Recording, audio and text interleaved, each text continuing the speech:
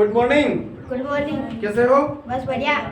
बस बढ़िया मतलब बस बढ़िया है अपनी पूछा मैंने। हाँ तो बढ़िया से बस की नहीं पूछा है। मस्त है एकदम हम्म। बढ़िया। आज क्या बार है? आज बुधवार हैं? बुधवार तारीख कितनी है? 23। पक्का? हाँ ठीक है। सब लोग कितने बजे उठे थे आज? मैं 7 बजे उठा था आज।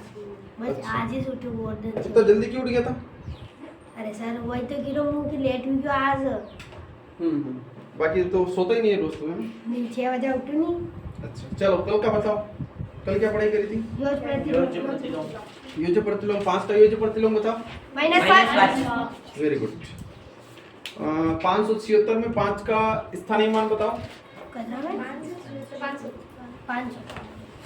6 का जाति मान बताओ। 6 का 6। पक्का? हाँ बहुत बढ़िया।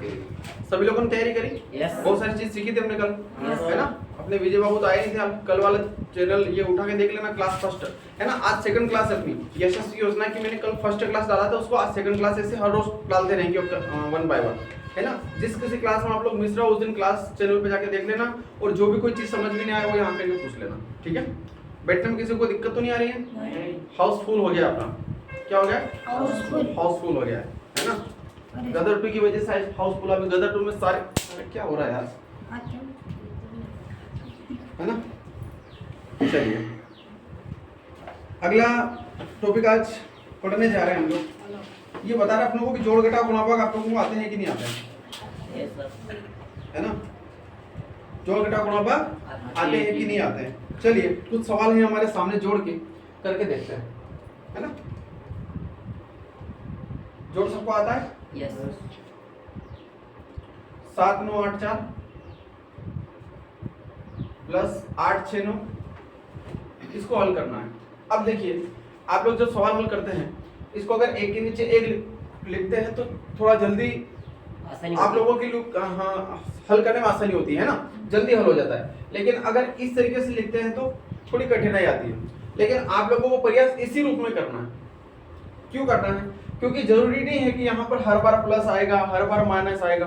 यहाँ प्लस भी आएगा माइनस भी आएगा गुणा भी आएगा सारे मान आएंगे। यहाँ पर कोष्टक भी आएंगे बटाबटी वाले मान भी आएंगे है ना। तो इसी रूप में इसको हल करना अपने को अनिवार्य है। समझ में आया? सबको आता है ये जोड़? सबको आता है कि नहीं आता है? बोल ही नहीं रहे हो यार। हाँ इकाई अंक से अपने को जोड़ना है सबसे पहले। कैसे? 9 4 13 13 6 13 और 6 19 का हसील 1 और 6 7 और 8 15 और 3 18 का हसील 8 और 1 9 और 9 और 9 27 का 7 हसील 2।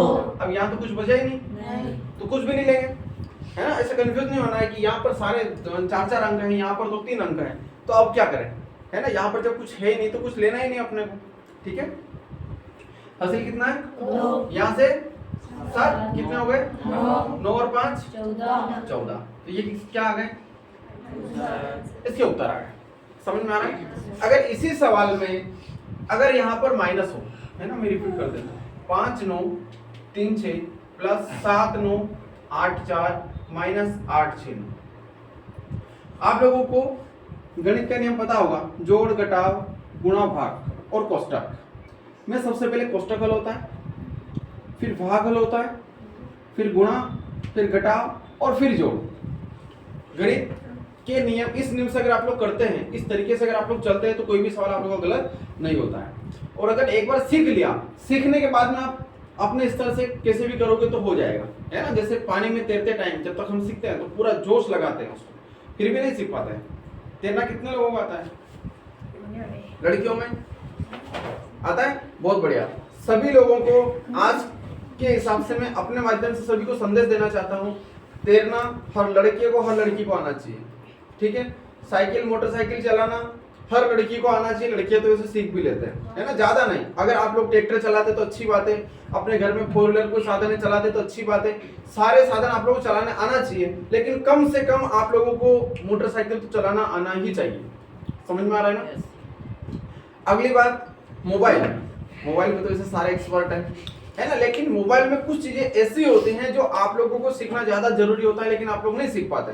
जो नहीं सीखना है उसको सीख लेते हैं, जो सीखना है उसको नहीं सीख पाते, है ना।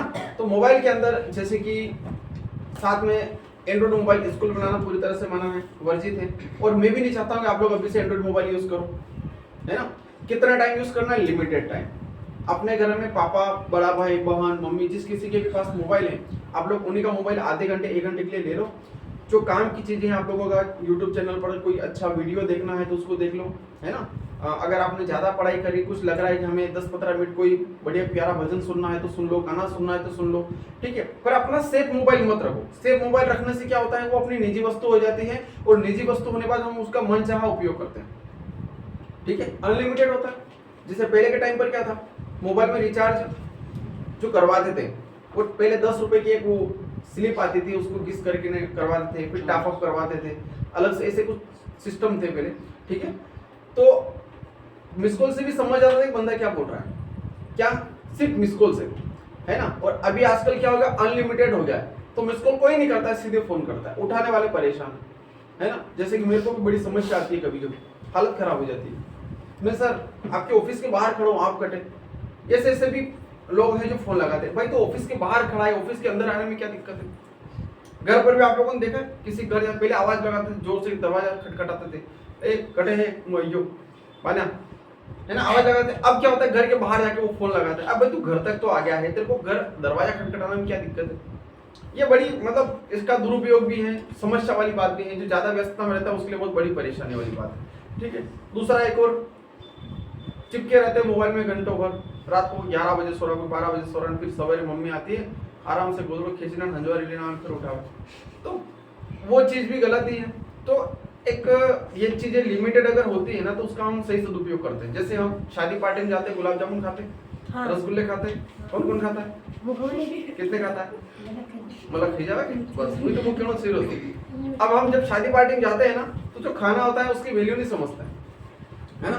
2-2, 3-3, 4-4 मतलब दोस्त है तो नहीं, खामोश पड़ेगा मारे नहीं। एक बार उसको दुकान पे ले जाके खिला, दुन्ना तक चाटी जाओ दिया, चाशनी तक नहीं छोड़ो। ऐसे होता है ना, सभी के लिए नहीं है लेकिन अक्सर होता है। वही तो मैं समझाना चाह रहा हूँ कि जब हमें जो चीजें ज्यादा मुफ्त में मिलती हैं, अनलिमिटेड मिलती है ना, तो उसकी हम केयर नहीं करते हैं। लेकिन जो हाँ वही बात है ना, मुक्तानंद जी वाला पार्ट आया था पहले, तुम्हारा सिलेबस चेंज हो गया मालूम है ना। तो वही, तो इस प्रकार से आप लोगों को ध्यान रखने वाली बातें हैं, ठीक है। तो ड्राइविंग करना आप लोगों को आना चाहिए, है ना।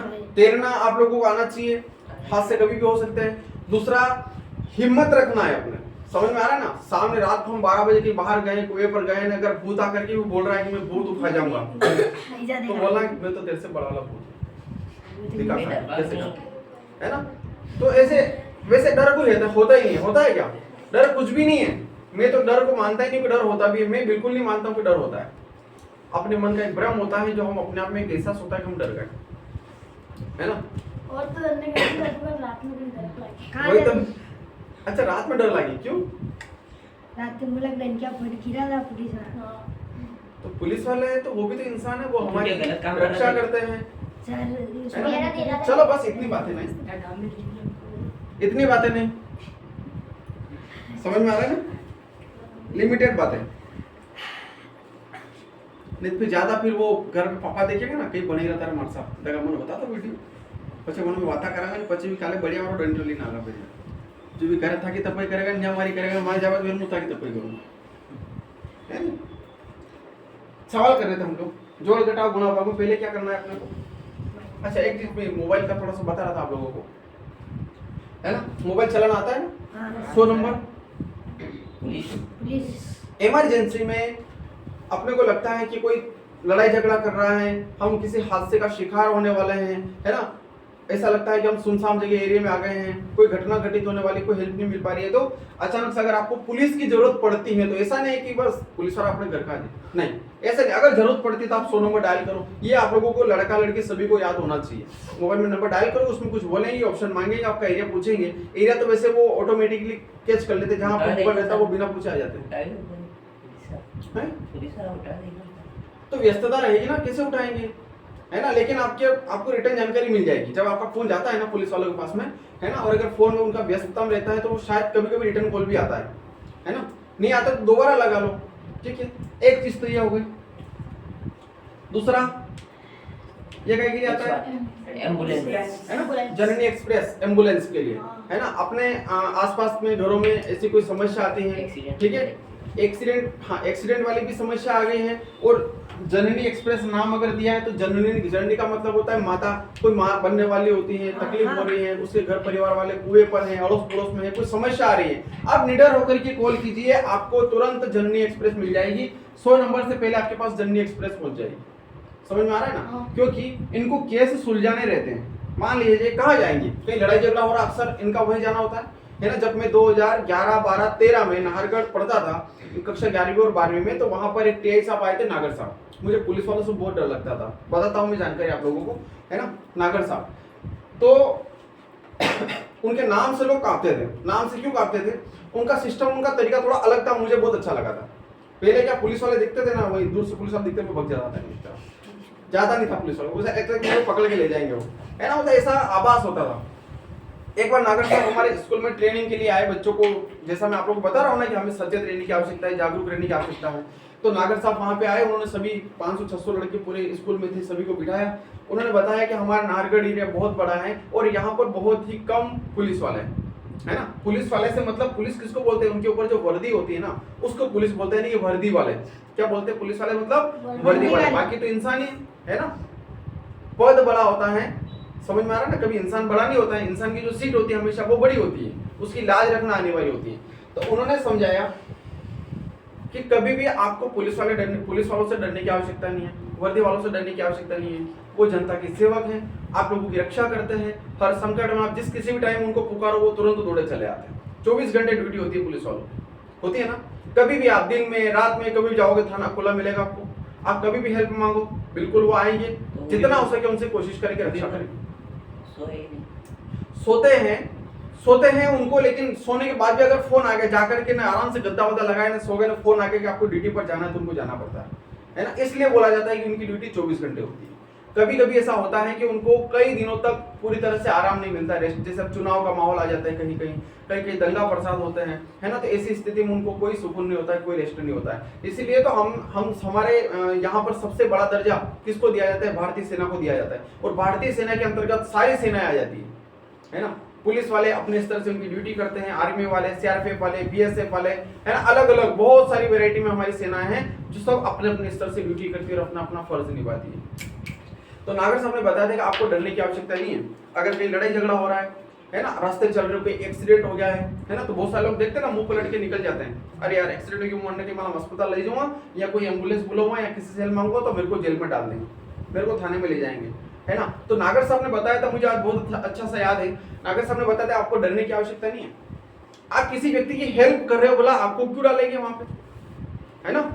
तो तब जाकर के उन्होंने करीब 1-1.5 घंटे से मेरे को बहुत सारी चीजें बताई थी, तब जाकर के थोड़ा सुकून मिला था। फिर नागर साहब के बारे में धीरे धीरे और जानकारी मिली, लगा कि यार बढ़िया आदमी है, पुलिस वाले, हमसे कोई बड़ा आदमी दोस्ती करता ना तो हमें उससे लगाव हो जाता है। तो हमें ऐसा ही नागर साहब से मतलब एक प्रकार से ऐसा लगने लग जाता है कि अब हमें पुलिस वाले से डरने लग रहा है। और नागर साहब का तरीका अलग क्या सा था, अगर कोई एक हाथ से गाड़ी चलाता था ना, तो एक तरफ का हैंडल काट के बोल देते जा। वो चालान वालान के चक्कर में नहीं पड़ते थे। क्या करते थे, जैसे एक हाथ से गाड़ी चला रहा कोई बढ़िया दादागिरी से कट निकाल के चल रहा है, तो बोलते थे एक तरफ का हैंडल काट देते थे और बोलते थे जा। एक बार में 500, 600, 800 रुपए का नुकसान हो जाता था और गाड़ी हाथ में पकड़ के ले जानी पड़ती थी। उसको दोबारा समझ में आता था कि गाड़ी छोड़ करके हाथ छोड़ करके गाड़ी नहीं चलना, है ना। बहुत बड़ा रूल हाथ में रखते थे वो। ट्रैक्टर वाले, है ना, ये 4 व्हीलर वाले को ज्यादा बस करते थे ना, उसको नीचे उतार के 2 लगाते थे, बोलते जा। ऐसा सिस्टम था उनका। नागर साहब को कई बार मैंने देखा, क्योंकि 11वीं 12वीं में था मैं, मुझे अच्छा सा याद है। उनकी ड्यूटी, उनके नाम से मतलब लोग कांपते थे और सही भी थे। और निश्चित बात है जो सही होता है ना, उससे लोगों को डर होता ही होता है। तब से मुझे एक पुलिस वालों के प्रति इतना जुनून हुआ। मैं हमेशा पुलिस वालों के साथ में कई बार रहता भी हूँ, है ना। उनके साथ में ड्यूटी करते तो उनसे बातचीत भी करता हूँ, कोई जानकारी समझ में नहीं आती तो उनसे लेने का प्रयास भी करते हैं, है ना। संगठन से जुड़े हुए तो निश्चित बात कभी कभार थाने में जाने का काम भी पड़ी था। तो ऐसी चीजों से फिर धीरे धीरे वो हो जाता है कि अब नॉर्मल बात हो गई, अब तो कोई बात नहीं, ठीक है। तो इस प्रकार से ऐसे और भी हैं जो आप लोगों को सचेत रहने की आवश्यकता है। दूसरा, एक दिन मैं स्पेशली आवागमन से रिलेटेड आपको पूरा समझाने का प्रयास करूंगा। अपन जब यात्रा करते हैं, कहीं आते हैं जाते हैं, तो हमें संकेत मिलते हैं, उन संकेत के ऊपर हम अलग से क्लास ले लेंगे, लेकिन अभी हमारे जो चल रही है इसको लेते हैं, ठीक है। और बाकी ये 2 पॉइंट आप लोगों को याद होना चाहिए। आपको साइकिल चलाना, मोटरसाइकिल चलाना आना चाहिए। अगला, तैरना आना चाहिए। 2 4 5 चीजें आप लोगों को कंठस्थ आना ही आना चाहिए, ठीक है। चलते हैं। अब मैंने बताया था जोड़ घटाव गुणा भाग कोष्ठक में सबसे पहले क्या होता है, कोष्ठक, फिर भाग, फिर गुणा, फिर घटाव, फिर जोड़। अब यहाँ पर क्या पहले हल होगा, घटाव हल होगा, ठीक है। तो 5 9 3 6 को ऐसा ऐसा लिख दो, है ना। अब इन दोनों में से घटाएंगे तो 4 में से 9 जाएगा, नहीं जाएगा, फंसे लेना पड़ेगी। 14 में से 9 जाएगा तो कितना बचेगा, पक्का। यहाँ कितना बचा, 7 में से 6 गया, 1। यहाँ कितना है, 9 में से 8 गया, 1। यहाँ कितना है, 7 में से कुछ गया, कुछ नहीं गया, तो 7 का। अब मैंने एक जगह छोड़ दी, बीच में छोड़ दी ना। कौन सी जगह छोड़ी, निशान लगाने के लिए।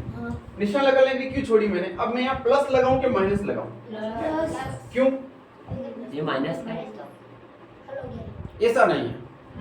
यहाँ पर चिन्ह तब लगता है जब इन दोनों संख्याओं में से जो संख्या बड़ी होती है, वो बड़ी कौन है, ये, इसके सामने कौन सा निशान है, प्लस।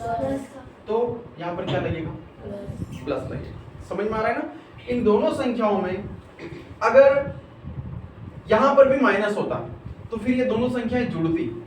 अगली कंडीशन में बता देंगे इसमें, फिलहाल इसको समझो। दोनों संख्याओं में बड़ा कौन है, ये है, और इसके सामने कौन सा निशान है, प्लस का है, तो यहाँ पर क्या आएगा, प्लस का आएगा। समझ में आया। चलिए, अब क्या दिख रहा है आप लोगों को, अब क्या दिख रहा है, प्लस जोड़ना है। और 6 और 5 11 का 1, हसील 1 और 1 2 3 फास्ट, 1 और 9 10 की हसील 7 1 5 8 5, ये इसके उत्तर। अब समझ में आया। इसी को लेते हैं हम अगले चिन्ह में। 5 है ना, ये पहला सवाल हो गया, ये दूसरा सवाल हो गया, और ये तीसरा सवाल।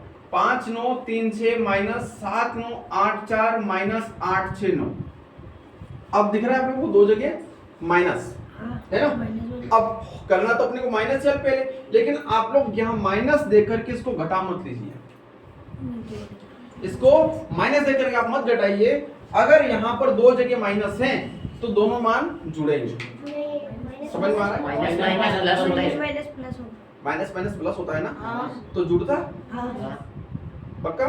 मैंने स्पेशली प्लस माइनस के ऊपर एक पूरा शानदार वीडियो बना रखा है उदाहरण से, शाम को लिंक भेज दूंगा, अभी दोपहर बाद, अभी घर जाकर के आप लोग देख लेना, उसमें बहुत बढ़िया समझ में आएगा, ठीक है। तो 5 9 3 6 ऐसा कैसा, ये दोनों जुड़ेंगे पहले, तो 9 4 13 का 3 हसील 1 6 और 1 7 और 8 7 और 8 15 का हसील 8 और 1 9 और 9 18 का हसील 7 और 1 चिन्ह कौन सा, चिन्ह कौन सा, चिन्ह कौन सा, गलत, माइनस। मैंने अभी क्या बताया था, दोनों में कौन बड़ा है, दोनों में कौन बड़ा है, माइनस ये बड़ा है ना, इसके सामने कौन सी चीज, यहाँ पे क्या आएगा, फिर नियम यही सेम है, यहाँ पर सीखो, यहाँ पर सीखो, नियम सेम है।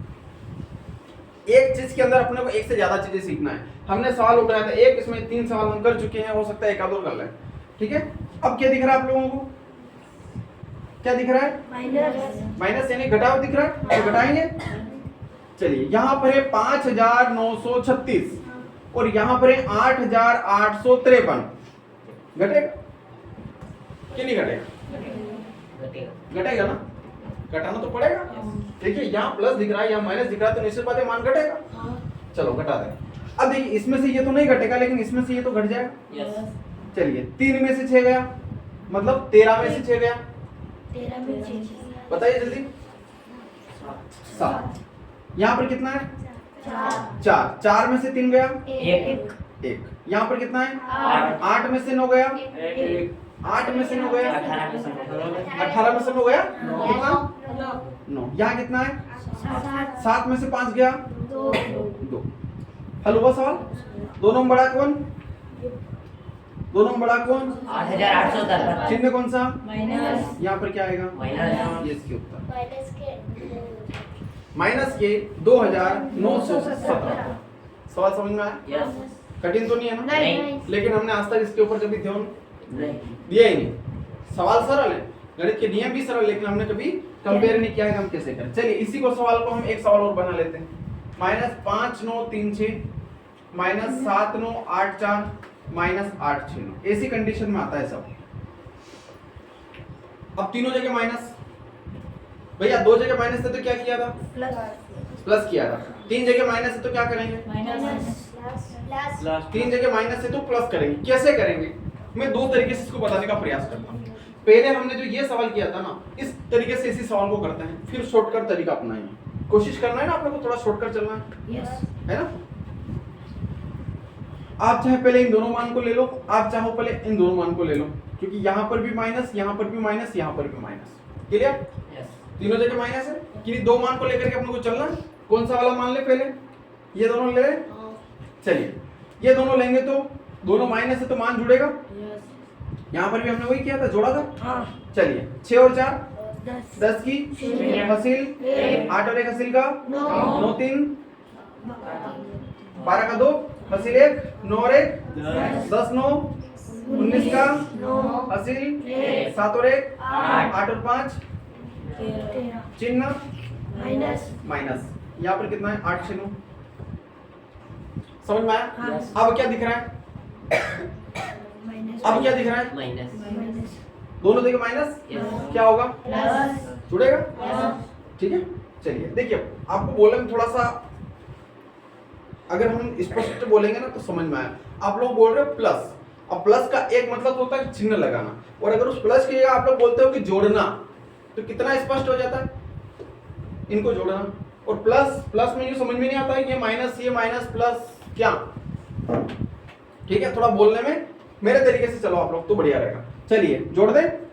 9 और 0 9 और 0 6 और 2 8 और 9 15 8 और 9 17 का 7 हसील 3 और 1 4 और चिन्ह कौन सा आएगा? माइनस का। समझ में आया? जिसके उत्तर। अब आप लोग इस प्रकार से कोई सी भी माइनस वाली कड़ी आए, चाहे 3 बार आए या 300 बार आए, सभी को क्या करना है? सभी को क्या करना है? चिन्ह कौन सा लगाना है? माइनस। क्यों? प्लस का। मैंने तो बोला ही नहीं माइनस का लगाना, और मैंने तो यूं भी नहीं बोला प्लस का।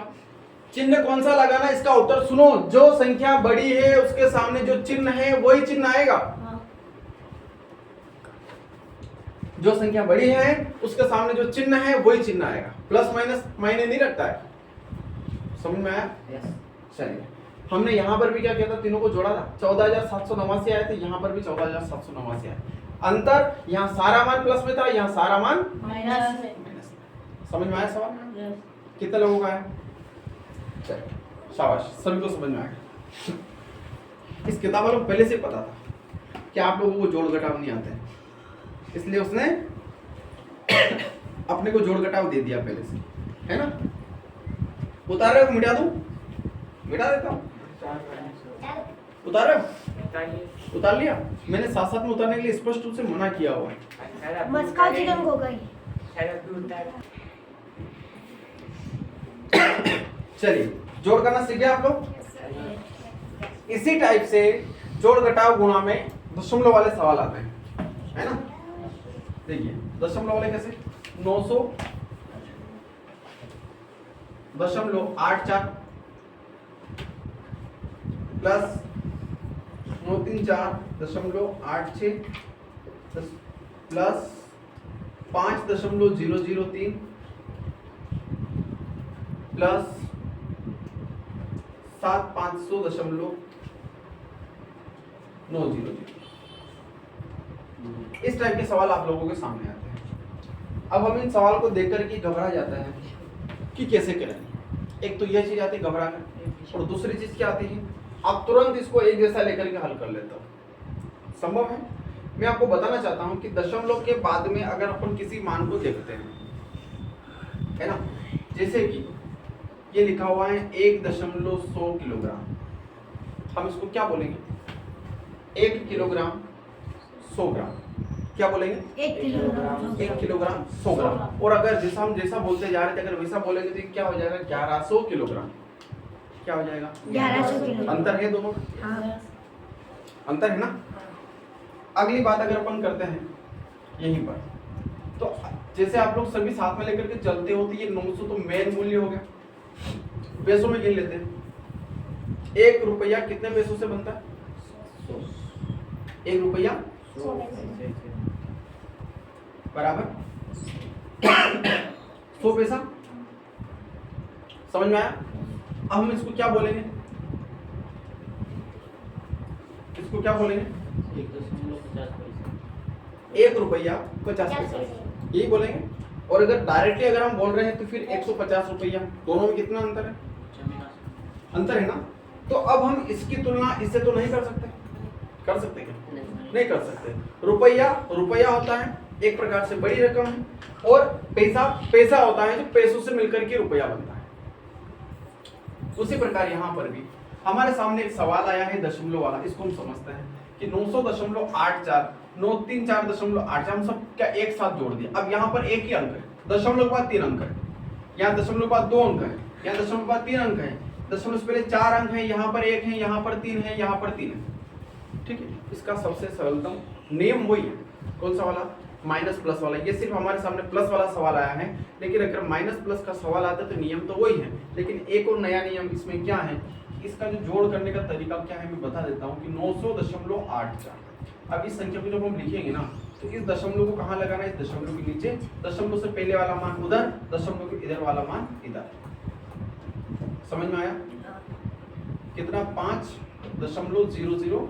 अब हम गलती क्या करते हैं? 5 को लिखना यहाँ से स्टार्ट करते हैं, 000 पर एक सीरियल बना देते हैं उसका, जो तरीका गलत है। दशमलव के नीचे दशमलव आना चाहिए, यानी कि पैसे वाला मूल्य पैसे की तरफ और रुपया वाला मूल्य रुपये की तरफ। ये छोटी चीज है, बहुत बढ़िया, लेकिन अपने को ध्यान में नहीं है। ठीक है, ये 7 5 पहले दशमलव के नीचे दशमलव लगा दो, ऐसे लिखो इसको 0 0 5 7 9 0 0। अब समझ में आया? अब इसका जब हम योग करेंगे, इसके लिए ये मान हो गया। ठीक है, अब देखिए 3 और 0 कितना होगा? 6 और 4 10 की शून्य हासिल 1, 9 और 1 10 8 18 और 8 26 का 6 हासिल 2 है ना। अब ये उधर चला जाएगा जुड़ के, है ना। 2 और 4 6 6 5 11 11 का हासिल 3 और 1 4 9 9 18 5 23 23 का 3 हासिल 2 7 और 2 9 यहाँ तक समझ में आया? हाँ। दशमलव के नीचे दशमलव। ये कहाँ तक सीमित है? जोड़ और घटाव। जोड़ और घटाव में ही दशमलव के नीचे दशमलव आता है। उसी का गुणा देखते हैं हम यहाँ पर, फटाफट समझ लेते हैं। ये मान लीजिए गुणा है, 2 अंक बाद यहाँ दशमलव है। एक हम इसको हल करते हैं 20 को, है ना। पहले 2 का कर लेते हैं, छोटा पारा जल्दी हो जाएगा। 2 छंग 12 का 2 हासिल 1, है ना। 2 चौक और 1 8 दूनी 16 का हासिल 3 दूनी और 1 7। दशमलव कितना अंक बाद देखेगा? 9 के बाद यहाँ 2 अंक दिख रहा है अपने को, यानी कि 2 अंक बाद अपने को दशमलव लगाना है। ठीक है, इसी प्रकार का एक सवाल और आ गया हमारे सामने। 3 8 4 6 गुणित 2 और 3। ठीक है, इन दोनों के बीच में क्या है? दशमलव। इन दोनों के बीच में क्या है? तीनों पर इसको हल करते हैं। 2 छंग 12 का हासिल 4 दूनी 8 और 1 8 दूनी हासिल 3 दूनी 6 और 1, यहाँ गुणा आएगा। 3 छंग 3 छंग 3 छंग 18, है ना। का 8 हासिल 1। ठीक है, 3 चौक 12 और 1 13, 8 के 24 और 1 25 हासिल 2 3 3 और 1। इसको क्या करेंगे? 2 8 8 16 17 7 हासिल 1 6 और 1 7 3 10 की शून्य हासिल 1 7 5 12 और 1 13 13 का 3 हासिल इसमें जुड़ जाएगा तो 1 और 1। देखिए आप लोगों ने एक बात नोटिस किया हो, जब तक मैंने सवाल हल किया तब तक दशमलव के ऊपर ध्यान नहीं दिया। ये किसकी बात बता रहा हूं मैं? गुणा की। जोड़ घटाव के नियम यहाँ पर बताए मैंने। यहाँ पर कौन सा नियम बता रहा हूँ मैं? गुणा। गुणा के। ठीक है, मैंने जब तक सवाल हल किया तब तक दशमलव के ऊपर ध्यान नहीं दिया। इस सवाल में भी नहीं दिया था, इस सवाल में भी नहीं दिया है। ठीक है, अब बारी आती है दशमलव लगाना है। तो दशमलव कैसे लगेगा? यहाँ पर अंक गिनो, कितने अंक हैं? 3। यहाँ पर कितने अंक हैं? 4। यहाँ पर 1 अंक है, हाँ। तो 3 और 1 कितने हुए? 4। तो यहाँ पर कितने अंक बाद दशमलव लगेगा? 4। 1 2 3 4, इकाई की तरफ से ध्यान रखना है। हाँ। समझ में आया? ये इसका सही उत्तर है। सवाल गुणा हल करते टाइम पर अपने को दशमलव के ऊपर ध्यान नहीं देना है। जब हमारा सवाल हल हो जाए तो उसके बाद ऊपर के अंक भी गिन लो, नीचे के अंक भी गिन लो, टोटल अंक के बाद दशमलव लगा देना। ये गुणा का नियम है। यानी कि यूं समझे हम कि गुणा में दशमलव में क्या होता है, सारे दशमलव से पहले वाले अंक जुड़ते हैं और उसके बाद हम दशमलव लगाते हैं। ठीक है, अब इसी से रिलेटेड भाग में देख लो। भाग में क्या होता है? घटता है। कैसे? मान लिया जाए 8.2 में हम भाग लगा रहे हैं, जैसे 8.26 में भाग लगा रहे हैं 0.2 का। ठीक है, यानी 8.26 में हम भाग लगा रहे हैं 0.2 का। ये और ये सेम, लिखने का तरीका अलग है, बोलने का तरीका तो सेम है।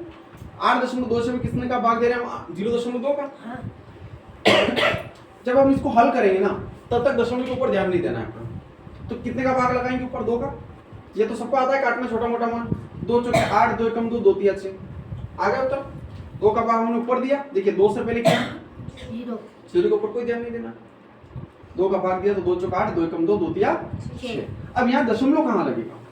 देखिए ऊपर कितने अंक है? 2। नीचे कितने अंक है? 1। 1। हाँ। ऊपर कितना अंक है? 2। 2। नीचे कितना अंक है? 1। तो 2 अंक में से 1 अंक घट जाएगा, कम हो जाएगा। कितना अंक बचेगा? कितना अंक बचेगा? 2 में से 1 जाएगा तो 1 बचेगा ना। तो यहाँ पर कितना अंक बाद दशमलव आ जाएगा? समझ में आया? इसका उल्टा, इसमें जुड़ रहा था, जोड़ने के बाद हमने दशमलव लगाया था, इसमें घटाने के बाद हम दशमलव लगाए। समझ में आया? सबको समझ में आया ना? हाँ। आगे जाके कंफ्यूज तो नहीं होंगे? नहीं। पक्का? मिटा दो। ये छोटी छोटी चीजें आप लोगों के लिए बहुत अनिवार्य हैं। आप लोगों को गणित कठिन क्यों लगती है? इन चीजों के नहीं सीखने की वजह से आप लोगों को गणित कठिन लगती है। समझ में आ रहा है ना कि नहीं आ रहा है? हमारे स्कूलों में और अक्सर शिक्षकों को मैंने देखा है, किताब क्लास में आए, किताब उठाई, सवाल बोर्ड पे लिखा, उत्तर आ गए। भैया उस किताब को उठाने से पहले, पाठ को शुरुआत करने से पहले उस पाठ के बारे में थोड़ी बहुत चर्चा करना चाहिए कि नहीं करना चाहिए? उस पाठ के अंदर क्या है वो जानना चाहिए कि नहीं जानना चाहिए? प्रत्येक शिक्षक का कर्तव्य बनता है कि नहीं बनता है कि बच्चों को क्या क्या आता है, और बच्चों का कर्तव्य बनता है कि नहीं बनता है कि सर जैसे समझा रहे हैं, पढ़ा रहे हैं, वो हमें समझ में आ रहा है कि नहीं आ रहा है। दोनों का कंबाइनेशन, दोनों के मिलकर चलना पड़ता है। जैसे अगर अपन ताली बजाने की बात करते हैं तो एक हाथ से कभी ताली नहीं बजाती, ठीक है। लेकिन अक्सर मैंने देखा गया है, अक्सर है ना, कि आते हैं, सवाल बोर्ड पे उतारा, समझ में आ गया, हो गया काम। ऐसा नहीं होना चाहिए। पहले मुझे ये चीजें, आप लोग कक्षा 9वीं में आ गए हैं, 11वीं वाले 9वीं 11वीं वाले दोनों मिक्स बैठे हुए हैं। ये आज कितनी नई चीज आपको सीखने को मिली, मुझे ये बताओ। कितने लोगों को ये जानकारी पहले से पता थी? दशमलव वाली, भाग वाली, गुणा वाली, दशमलव लगाना सभी को पता थी? कितने लोगों को पता थी? पहले हाथ ऊंचे करो। किसी को पता नहीं थी? अब आप लोग सोचिए, जोड़ घटाव गुणा आप पहली दूसरी तीसरी से करते आ रहे हो, दशमलव सवाल चौथी पांचवी से करते आ रहे हो, भाग करते आ रहे हो। अगर आप लोगों को अभी तक इन छोटी छोटी चीजों के बारे में जानकारी नहीं है ना, तो हम यहाँ खड़े खड़े हम ना तो शिक्षक को दोष दे सकते हैं, ना आपको दोष दे सकते हैं, है ना। अगर वाकई में शिक्षकों ने नहीं बताया है तो उनकी गलती है, उनका गुनाह है। गलती मतलब गुनाह, है ना। लेकिन अगर शिक्षकों के बताने के बावजूद भी अगर आप लोग नहीं समझ पाए तो ये आपकी बहुत बड़ी समस्या बनती जा रही है। गणित में कुछ भी नहीं है ज्यादा लंबा चौड़ा, है ना। गणित में कंपटीशन के अंदर का ज्यादा लंबा चौड़ा कुछ भी नहीं है। अगर आप लोगों का बेसिक सामान्य अध्ययन अगर कंप्लीट हो जाता है तो गणित आप लोगों के लिए इतनी सरल हो जाती है, इतनी सरल हो जाती है कि हर कोई उसको आसानी से पढ़ लेता है। 10वीं कोचिंग कौन आया था मेरे? कोई नहीं आया, है ना। मैंने विज्ञान ही पढ़ाया था स्कूल में, ठीक है। ये फर्क होता है मेरे पढ़ाने का, मैं किसी भी टॉपिक को छेड़ता हूँ ना तो मैं ये नहीं देखता हूँ कि वो कितना समय खा रहा है, मैं आगे नहीं देखता हूँ कि वो सिलेबस पूरा होगा कि नहीं होगा, उसकी कोई परवाह नहीं होती है। हम जो कर रहे हैं ना, हम जो काम वर्तमान में कर रहे हैं ना, उसको पूरा कर लो। कभी आप लोग खाना खाते हो? कभी खाते हो? सब रोज खाते ही हो? खाओ। रोज खाते हो? 2-2, 3-3, 4-4 टाइम? टाइम तो नहीं खा भाई। 1-2 टाइम तो खाते हो, है ना? अब आप लोग खाना खाते टाइम पर सोच रहे हो कि सवेरे मेरे को खाना मिलेगा कि नहीं मिलेगा, है ना? क्या सोच रहे हो कि सवेरे मुझे खाना मिलेगा कि नहीं मिलेगा? क्या ये बात सही है? ये बात हजम हो रही है? नहीं हो रही है। सवेरे के चक्कर में जो सामने खाना पड़ा ना, उसको भी आप व्यर्थ गवा दोगे। सही बात है ना? हम यहाँ पर किसी टॉपिक को पढ़ रहे हैं, हम ये सोच रहे हैं कि माँ के या यशस्वी पूरी वेगा कि नहीं वेगा, या पूरी वेगा कि नहीं वेगा, तो बात की बात है। लेकिन अभी जो सीख रहे हो ये समझ में आया कि नहीं आया, ये मायने रखता है आप लोगों के लिए। समझ में आ रहा है ना? हाँ। क्या मायने रखता है कि अभी वर्तमान में जो आप सीख रहे हो ना, वो समझ में। ये आप लोगों के लिए मायने रखता है। क्योंकि आप लोग सिर्फ यशस्वी की तैयारी नहीं कर रहे हो यहाँ से, आप लोग आने वाली प्रत्येक कंपटीशन परीक्षा की तैयारी यहीं से स्टार्ट कर दिया आप लोगों ने। और अगर आप लोगों ने 2 घंटे यशस्वी योजना के बाद भी पर डे दे दिए, भले कोचिंग पर मत आओ, घर बैठे भी अगर आप लोगों ने कंपटीशन के नाम से दे दिए ना, आपकी पहली बैच से मतलब पहली वैकेंसी में आप लोग गवर्नमेंट वैकेंसी हासिल कर लोगे, ये मेरा पूरा विश्वास है। समझ में आ रहा है ना? आज भी बहुत बड़े बड़े लोग से मतलब, बड़े लोग से मतलब एक तो पैसे वाला होता है वो बड़ा होता है, और एक उम्र में होता है वो बड़ा होता है ना? तो मैं पैसे वाले की बात ही नहीं कर रहा हूँ, मैं बात कर रहा हूँ एज में। कंपटीशन के लिए जाते हैं ना, तो कहीं कहीं आज भी ये व्यवधान उत्पन्न होता है कि ढंग से उनको दशमलव का मान कैसे लिखिए, वो जो सवाल मैंने बोर्ड पे समझाया ना, इनका भी उनको समझ नहीं आता है कि क्या, ये स्थिति आती है। ऐसी स्थिति से गुजरते लोग क्यों? पहला कारण था उनको डराया जाता है पहले से ही। जैसे जब बात हुई थी ना शमशान घाट वाली, शमशान घाट में भूत रहता है नहीं रहता है? जाके आया है? हाँ, तो हमको डराया जाता है कि वहां नहीं जा। अब आजकल तो शमशान घाटी गांव के बीच में हो गए, कहाँ भूत रहेगा भाई? उसने अपना बसेरा कहीं और बना लिया होगा, अगर होगा तो। ऐसे होता नहीं है। हाँ, वही तो मैं बोल रहा हूँ। दूसरा क्या? वही 11th में आते हैं, डरा देते हैं सब लोग, साइंस घड़ी खतरनाक है, गणित नहीं समझ में आगा है, अपना अंग्रेजी छोड़ दो, अंग्रेजी भूलनी को नहीं। अरे क्या कठिन और क्या सरल, आप किसी भी चीज को जान पहचान नहीं है, जिस किसी के बारे में समझ नहीं रहे हो, उसको सीरियस नहीं ले रहे हो, कैसे समझ में आएगा? है? खाना बनकर के प्लेट सामने है, गुलाब जामुन पड़े हैं सामने, मुंह में पानी आ रहा है ना? लेकिन जब हाथ उसको वहां से उठा के मुंह के अंदर तक नहीं ले गया है, तब तक वो मुंह के अंदर नहीं जाएगी। अब हाथ ने उसका काम कर दिया, गुलाब जामुन उठा करके मुंह में रख दिया, फिर बारी आती है दांत की। वो दांत नहीं चबाएगा ना, भले वो गुलाब जामुन मुंह के अंदर पड़ा है, वो दांत नहीं चबाएगा तो उसका वास्तविक स्वाद अपने को पता नहीं चलेगा। समझ में आ रहा है? और अगर उसी के साथ में जबान ने बोल दिया कि मैंने अभी काम करना बंद कर दिया, क्या बोल दिया? अपनी जीवान जो होती है, जीभ जो होती है, वो उसने बोल दिया कि मैंने काम करना बंद कर दिया, तो क्या मतलब उसका? हमें ना तो गुलाब जामुन का टेस्ट पता चलेगा ना कुछ नहीं, सिर्फ फिर पेट भर लेंगे। और फिर जीवान ने उसका टेस्ट समझा दिया कि भाई इसका गुलाब जामुन है, और यहाँ तक गया, यहाँ से अंदर जाने के बाद कौन सा टेस्ट ने क्या, सब झूठी बात है ना? गुलाब जामुन खाए हमने, मुंह तक गया, हाथों ने काम किया, दांत ने चबाया, जीवा ने उसका टेस्ट लेकर के अंदर धक्का दे दिया, बस इस ड्रम में आके वो जमी। और उसके बाद तुम कुछ भी खाओ, उसके बाद उसका स्वाद पता चलता है क्या? उसके बाद तो तकलीफ होती है, ये ड्रम बोलता है कि इतना अन्याय क्यों कर रहे हो यार, मेरी क्षमता नहीं है इतनी, होता है ऐसा।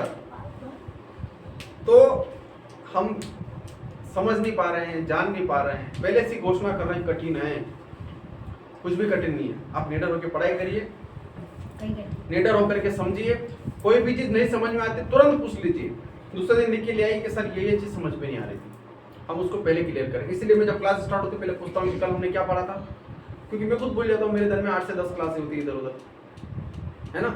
मुझे खुद को दिमाग से निकल जाता है कि मैंने आप लोग क्या पढ़ाया था। लेकिन इतना नहीं बोलता हूँ जितना आप लोग बुलाने की कोशिश करते हैं। कभी कभी होमवर्क देता हूँ ना तो बिल्कुल कहीं नहीं तो सर काले कापे चेक करवाई क्यों तो आपने, है ना?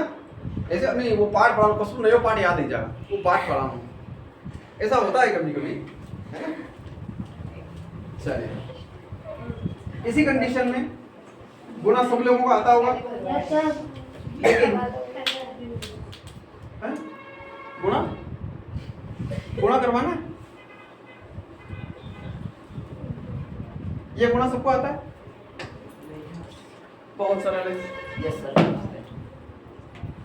देखिए गुणा में चिन्हों का भी गुणा होता है, काय का गुणा होता है, चिन्हों चिन्हों को का। चिन्हों का भी गुणा होता है। चलो इसके ऊपर कल हम स्पेशल में समझा दूंगा, याद दिला देना आते ही। Yes sir. माइनस में माइनस का गुणा करेंगे तो होता है प्लस। प्लस, है ना? और 10 में 12 का गुणा करते हैं तो 120। 120, ये इसके होता है। अब आप लोग कंफ्यूज मत होना, यस सर। हाँ सरल है, मैंने बता दिया सरल है, नहीं तो पहले कठिन था। अब पता नहीं उस जोड़ घटाव के हिसाब से अगर आप लोग चलते तो यहाँ क्या आना चाहिए था, माइनस। जोड़ घटाव के नियम के अनुसार अगर चलते तो यहाँ क्या था, माइनस। लेकिन गुणा का अलग नियम है, गुणा में प्लस आएगा। ठीक है, अगर एक तरफ माइनस है दूसरी तरफ प्लस है तो क्या आएगा, पारधाम 120 तो आएगा ही आएगा, लेकिन चिन्ह का ही आएगा माइनस। माइनस का आएगा। समझ में आ रहा है ना? यहाँ पर वो छोटा बड़ा वाला मान मायने नहीं रखता है, यहाँ पर गुणा होता है। क्लियर? समझ में आया? यस। और देखते हैं आगे। एक प्रश्न बोल रहा है, लिखो। रामू ने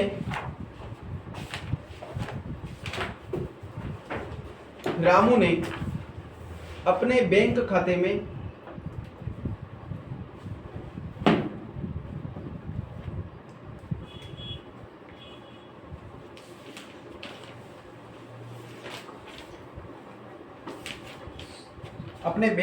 में पहले वर्ष 19,928 रुपए, है ना, 19,928 19,928 रुपए जमा किए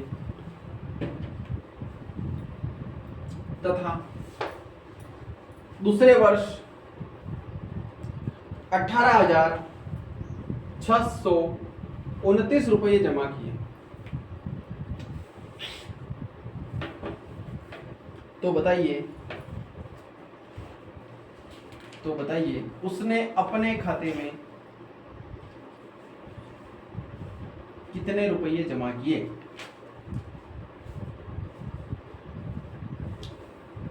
बता सकते हो इसका उत्तर? बताइए।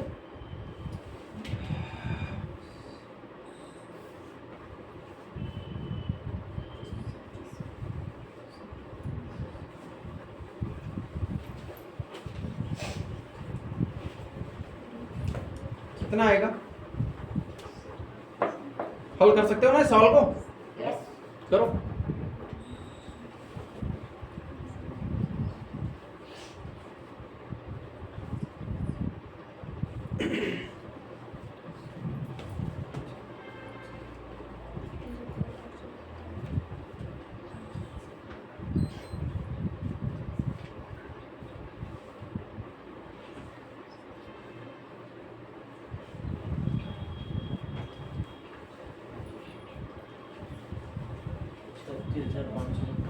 हम्म, 36,500। कितने? 38,557 रुपए। एक जोड़ था, जोड़ को करने में आप लोगों को इतना टाइम लग गया, कुछ नहीं था। उदाहरण के लिए हमने एक दिन 2 गुलाब जामुन खाए और दूसरे दिन 5 गुलाब जामुन खाए, पता है दोनों दिन में मिला के हमने कितना गुलाब जामुन खाए? 7 गुलाब जामुन खाए। सिंपल तो बात है। उसने पहले दिन में 19,928 रुपए जमा किए, दूसरे दिन दूसरे साल 18,629 रुपए जमा किए, तो टोटल मिला के कितना? जोड़ लो इनको। ऐसे प्रश्न आएंगे आप लोगों को, 38,500 है ना? अब है जोड़ है लेकिन हमें बहुत भारी लग रहा है। चलिए एक और प्रश्न लिखो। 4,82,004। नहीं ऐसे नहीं लिखना है, शब्दों में लिखो, हिंदी में। 4,82,004 तथा 4,82,004 लिखा, तथा 5,07,300 5,07,300 का जोड़ कीजिए।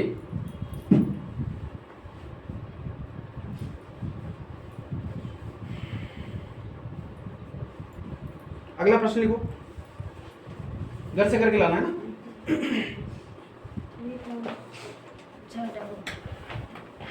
अगला लिखो, 6 अंकों की सबसे छोटी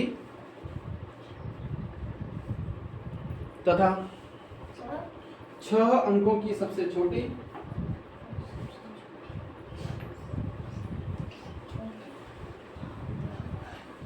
छोटी तथा 6 अंकों की सबसे बड़ी संख्या का योगफल ज्ञात कीजिए। 6 अंकों की सबसे छोटी तथा 6 अंकों की सबसे बड़ी संख्या का योगफल ज्ञात कीजिए।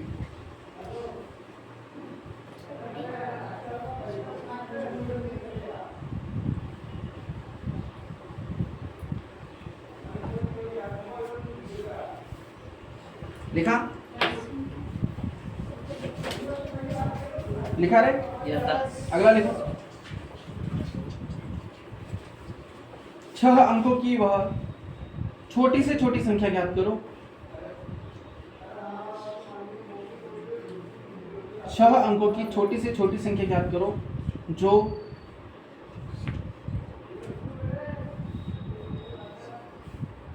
67 है ना, 67 से पूर्णतया विभाजित हो जाती है।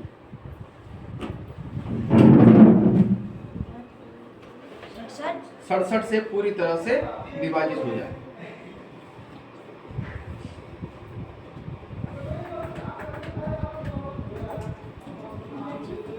सड़सठ से पूरी तरह विभाजित हो जाए।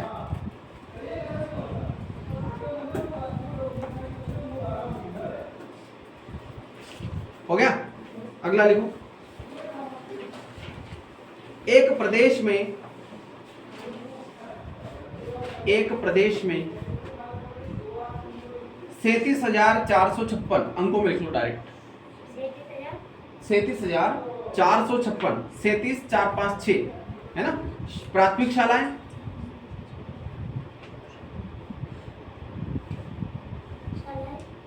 कोमा लगा लिखो। 15,900 माध्यमिक शालाएं, 15,900 माध्यमिक शालाएं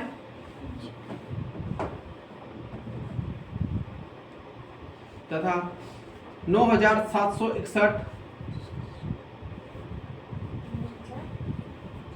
उच्च माध्यमिक शालाएं।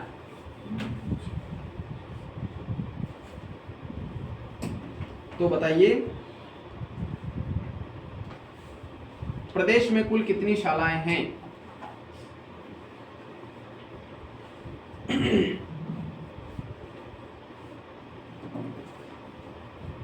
अगला सवाल लिखो, पानी की एक टंकी में, फटाफट लिखो स्पीड से।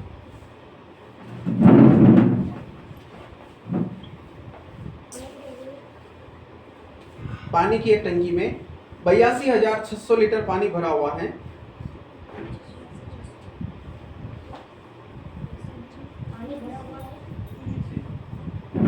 बयासी 600 लीटर पानी भरा हुआ है।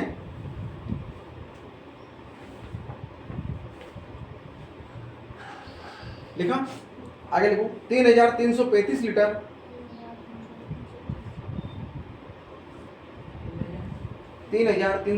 लीटर पानी वितरण के बाद टंकी में कितना लीटर पानी शेष बचा?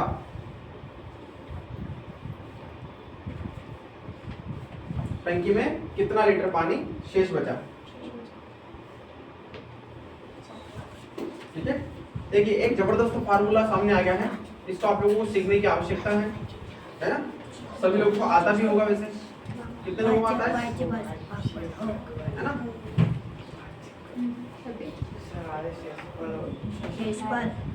ये स्थिति सभी के सामने आती है। बीच में हम एक भाज्य बोलते हैं, है ना, जिसे भाग देना होता है उसको भाजक, जो बचता है उसको शेषफल, जो परिणाम आता है उसको भागफल। तो एक स्थिति तो ये है। अब इसका एक सूत्र बनता है कहीं भी। कैसे सूत्र बनता है इसका? यानी कि भाज्य बराबर भाजक गुणित भागफल, है ना। उसमें क्या जोड़ेंगे? शेषफल। समझ में आ रहा है? अब कभी कभी सवाल क्या आता है, सवाल क्या आता है कि ये दोनों मान दे दिए, ये मान दे दिया, इसको ज्ञात करना। इस रूप में नहीं, अलग रूप में, वीआईपी स्टाइल में, है ना। हो सकता है कि ये तीनों मान दे दे, इसका मान ज्ञात करना हो। समझ में आ रहा है ना? तो ऐसी कंडीशन में फिर अपने को इस हिसाब से चलना पड़ेगा। अगर इससे भी हो तो जाएगा, लेकिन करोगे कैसे? गुणापात कैसे करोगे? इसको इस रूप में कन्वर्ट तो करना पड़ेगा ना। कि नहीं करना पड़ेगा? तो इस रूप में लिखने के बाद तुरंत यहाँ मान रख दिया। जैसे कि मान लिया जाए, उदाहरण के लिए भाज्य दे दिया किसी ने 5, भाजक दे दिया 2, भागफल दे दिया, भाजक थोड़ा ज्यादा होता है 15, है ना। 15 2 8 हो गया। अब ज्ञात करना अपने को शेषफल।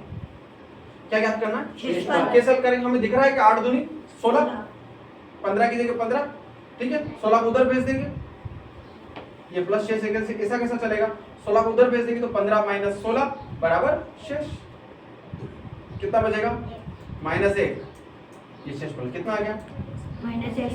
कितना आ गया? -1। एक उदाहरण के लिए एक और समझते हैं। मान लिया उसने बोला कि भैया भाजक ज्ञात करो, और इसी के हिसाब से करते हैं, है ना। और भाज्य कितना दिया? 15। ज्ञात क्या करना? भाजक, है ना। भागफल कितना दिया? 8, और शेषफल कितना दे दिया? -1। अब कितना आना चाहिए? 2। भागफल भाजक 2 आना चाहिए ना। लेके आए? लेके आ जाए। चलिए 15 ऐसा कैसा बराबर भाजक भी ऐसा कैसा, है ना। प्लस और माइनस का आपस में गुणा होगा, कितना हो जाएगा? ये गुणित काट लेना है। प्लस और माइनस का आपस में गुणा होगा तो माइनस का 1, माइनस के 1 को हम उधर भेजेंगे तो कितना हो जाएगा? प्लस का 1 बराबर भाजक गुणित 8, कितना बचेगा? 16। ये मान गुणा में है, बराबर सुधर जाएगा तो भाग में हो जाएगा। गुणा में है ना, बराबर सुधर जाएगा तो भाग में हो जाएगा। हमें क्या लेकर के आना था? भाजक 8 दूनी 16 लेके आ गए। मेरे ख्याल से इन दोनों फार्मूले से आप लोगों को ये तरीका समझ में आ गया होगा। ये बहुत बड़े बड़े तरीके, इसमें भी बहुत बड़े बड़े सवाल आते हैं, है ना। उतारो इसको।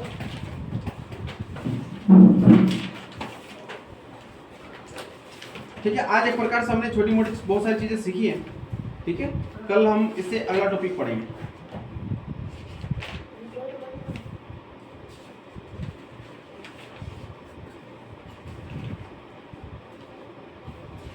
थक तो नहीं गए आप लोग? कितने लोग थके? अगर थके हो तो बता देना। लगभग 1 घंटा हो गया अपने को पढ़ते हुए, फिक्स।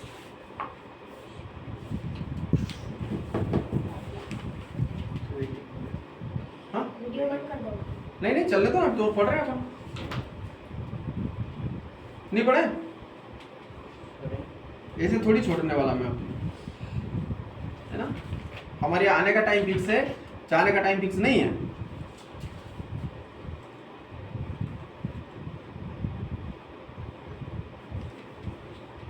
देखिए, विज्ञान, समाज विज्ञान, इनके ऊपर भी अगर मेरे माध्यम से छोटी मोटी चर्चा करेंगे तो कुछ न कुछ समझ में जरूर आएगा।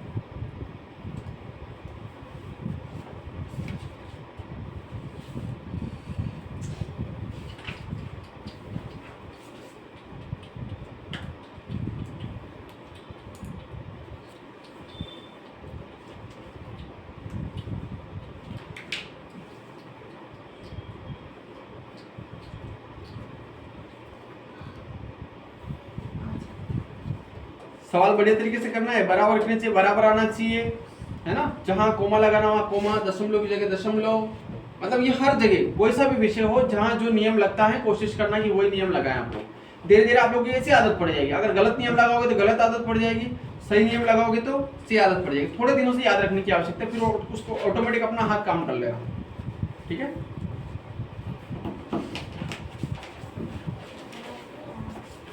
हो गया? चलिए आज कार्य, ऊर्जा और शक्ति के बारे में हम विज्ञान में पढ़ते हैं, है ना? 10 मिनट का टाइम लेंगे बस, इसमें ज्यादा नहीं। कितना? 10 मिनट। 10 मिनट। क्या हुआ? थक गए? ये तक क्या था? थकना मना है अभी यहाँ पे, है ना? चलिए, कार्य, शक्ति और ऊर्जा, या कार्य, ऊर्जा और शक्ति। कार्य की अगर बात करते हैं, है ना? कार्य, ऊर्जा और शक्ति। शक्ति, है ना? कार्य, ऊर्जा और शक्ति। कार्य किसको बोलते हैं? किसी कार्य को करने के लिए किसी वस्तु पर बल लगाकर उसको कार्य बल की दिशा में किए विस्थापन को कार्य कहते हैं। मतलब कहने का मतलब, कोई वस्तु पड़ी है ना? हम उस वस्तु को एक जगह से दूसरी जगह ले जाके रख रहे हैं, तो वो क्या हो गया? कार्य हो गया। मैं आप लोगों को पढ़ा रहा हूँ, क्या हो गया? कार्य। समझ में आया ना? इसको बोलते हैं कार्य। हम कुछ ना कुछ कर रहे हैं, है ना? हम वहां से यहाँ आ रहे हैं, जा रहे हैं, बातें कर रहे हैं, मस्तियां कर रहे हैं, धमाले कर रहे हैं, मैं तुम्हारी पढ़ाई कर रहा हूँ, वो क्या हो रहा है? कार्य हो रहा है। ठीक है, अगला है कार्य का फार्मूला आता है ना? कार्य बराबर बल गुणित विस्थापन, है ना? बल गुणित विस्थापन। आप बल लगाएंगे तब जाकर के विस्थापित होगा वो। विस्थापित होने से मतलब एक जगह से दूसरी जगह। ठीक है, इसका इंग्लिश फार्मूला भी है। कार्य को हम दर्शाते हैं W से, बल को दर्शाते हैं कैपिटल F से, और विस्थापन तो कल पढ़ा ही आप लोगों ने S से। समझ में आया? है ना? इनके ऊपर सदिश लगता है। इसको निशान को क्या बोलते हैं? सदिश। इंग्लिश में इसको वेक्टर बोला जाता है।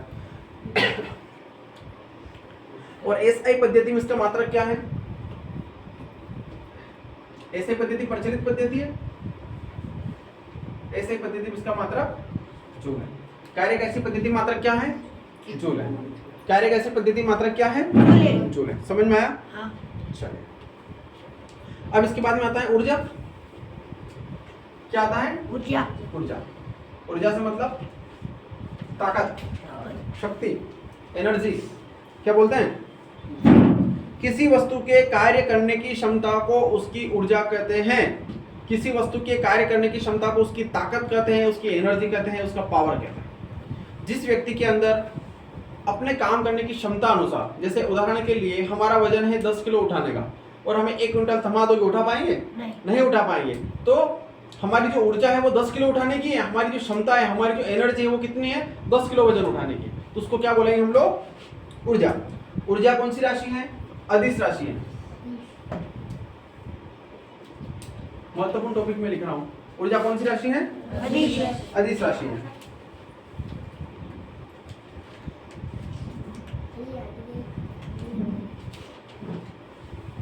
ऊर्जा 2 प्रकार की होती है। कौन कौन सी? सदिश। अरे, गतिज ऊर्जा और स्थितिज ऊर्जा। गतिज ऊर्जा व स्थितिज ऊर्जा। ठीक है, गति के कारण निहित ऊर्जा को गतिज ऊर्जा कहते हैं, और स्थिति के कारण निहित ऊर्जा को स्थितिज ऊर्जा कहते हैं। ठीक है, बहुत सारे लोग बैठे बैठे हुए भी काम करते हैं, उनकी स्थिति फिक्स होती है लेकिन फिर भी काम होता है। ठीक है, इन दोनों का वर्णन कक्षा 11वीं में ज्यादा है, 9वीं में थोड़ा कम, 10वीं में नहीं है। एक और कौन बचा? शक्ति। कौन बचा? शक्ति। शक्ति से मतलब पावर, पावर। है ना? हम कितनी ताकत से काम कर रहे हैं, है ना? तो काम करने की क्षमता को या कार्य करने की दर को क्या कहेंगे? शक्ति कहेंगे, पावर कहेंगे। ठीक है, ऐसा पद्धति में इसका मात्रक जूल प्रति सेकंड।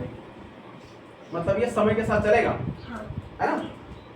जूल प्रति सेकंड। और इसको एक और नाम से जानते हैं, अथवा वाट। ठीक है, वो किसी के वाट लगाते वो वाली वाट नहीं। जैसे बल्ब आता है, हम देखते हैं ना कितने वाट का है। हाँ, वोल्ट, वोल्ट और वाट। ठीक है, चलिए एक और चीज आई हमारे सामने, ऊर्जा संरक्षण सिद्धांत। ऊर्जा संरक्षण। ऊर्जा संरक्षण सिद्धांत। मतलब संरक्षण का मतलब क्या होता है? संरक्षण का मतलब बचाना, रक्षा करना। संरक्षण का मतलब क्या होता है? बचाना या रक्षा करना। तो यहाँ किसके बचाने की बात कर रहे हैं? ऊर्जा। ऊर्जा संरक्षण सिद्धांत, यानी कि ऊर्जा को बचाना, ऊर्जा को सुरक्षित करके रखना, ऊर्जा संरक्षण सिद्धांत के अंतर्गत आता है। ठीक है। अब एक और चीज यहाँ पर महत्वपूर्ण है ना, देखिए इसका नियम अगर मैं आप लोगों को बताऊं, है ना, तो बताया गया है कि ऊर्जा को न तो हम उत्पन्न कर सकते हैं और न ही उसको खत्म कर सकते हैं, उसका एक रूप से दूसरे रूप में उसको बदल सकते हैं। समझ में आ रहा है ना? कैसे? अभी जैसे लाइट आ रही है ना, तो लाइट आ रही है तो ये कौन सी ऊर्जा है? अभी चलो थोड़ा और पढ़ते फिर अच्छा समझ में आएगा। इसको मिटा दूं? लिखना है क्या? चलो रहने दो, रहने दो। आपके पास बहुत बड़ा बोर्ड है, यहाँ लिख लेंगे। जैसे आया है एक डायनामो, क्या आया है? लिखना नहीं है अभी, सिर्फ समझ लो, है ना। ये क्या है? उपकरण है। मैं टेबल लिखवा देता हूँ, आपको स्पष्ट हो जाएगा। और ऊर्जा का परिवर्तन स्वरूप, ठीक है। ये क्या है? डायनामो, नाम सुना है ना? डायनामो का नाम सुना है ना? जनरेटर में लगा होता है जो लाइट बिजली पैदा करता है। ठीक है। अब ये कौन सी ऊर्जा का कौन सी ऊर्जा में रूपांतरण कर रहा है मैं बताता हूँ। यांत्रिक ऊर्जा को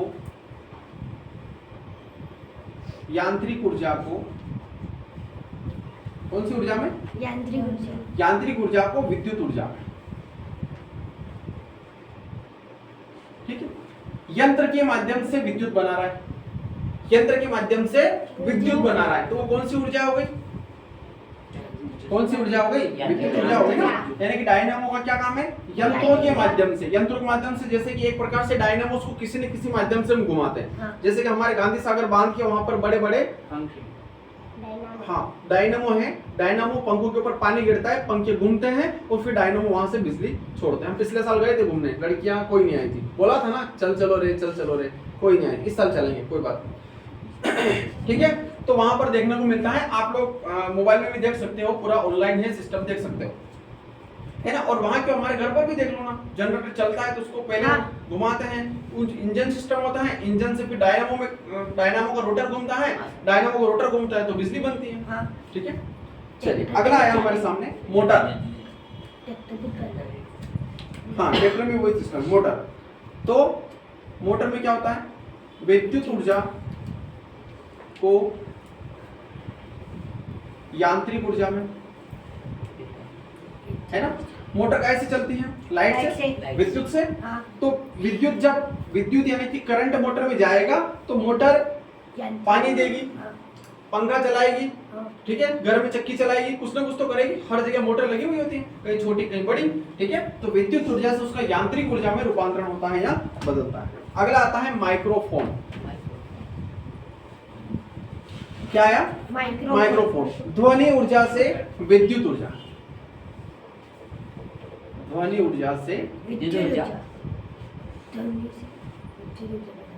विद्युत ऊर्जा। ठीक है। माइक्रोफोन से मतलब जहां ध्वनि होती है ना, ध्वनि के माध्यम से बिजली बनाई जाती है, तो ध्वनि ऊर्जा से विद्युत ऊर्जा। ठीक है।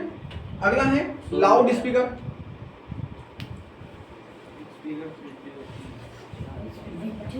विद्युत ऊर्जा से ध्वनि ऊर्जा।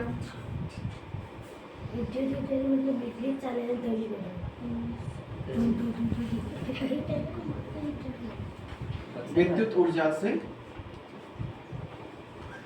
ध्वनि ऊर्जा, है ना। लाउड स्पीकर सबने सुना है? देखे हैं? पहले क्या जाता है, उसमें लाइट जाती है और फिर उसके माध्यम से वो ध्वनि पैदा करते हैं, है ना। फिर अगला आता है विद्युत सेल। इसके अंदर सारे सेल आ जाते हैं, सारी बैटरी आ जाती है ना। तो वो क्या करते हैं? रासायनिक ऊर्जा से विद्युत ऊर्जा में।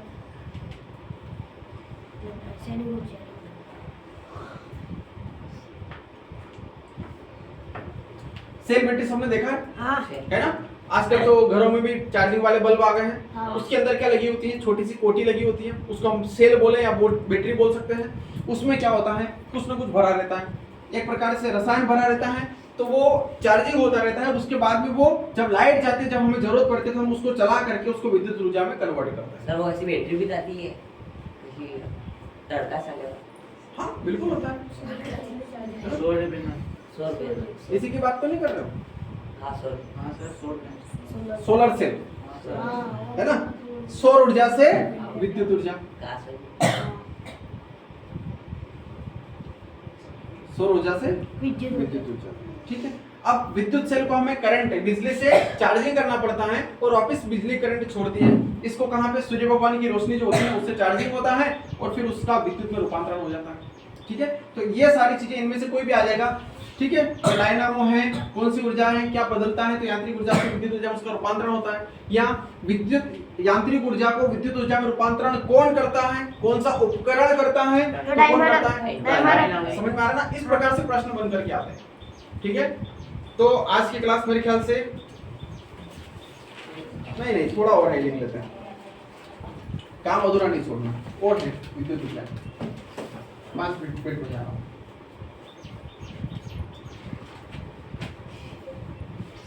है ना, लिख लो आप लोग, मैं यहाँ पर लिख देता हूँ, मुझे लग रहा है आप लोग थक गए हैं, है ना।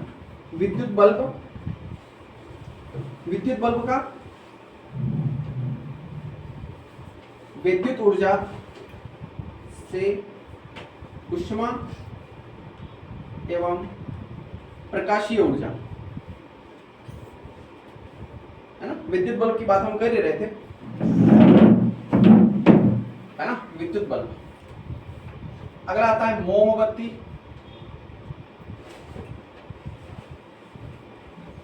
तो मोमबत्ती एक प्रकार से रासायनिक ऊर्जा से प्रकाशीय ऊर्जा,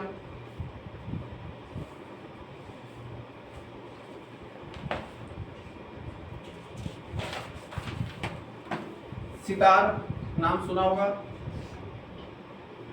यांत्रिक ऊर्जा से ध्वनिक ऊर्जा,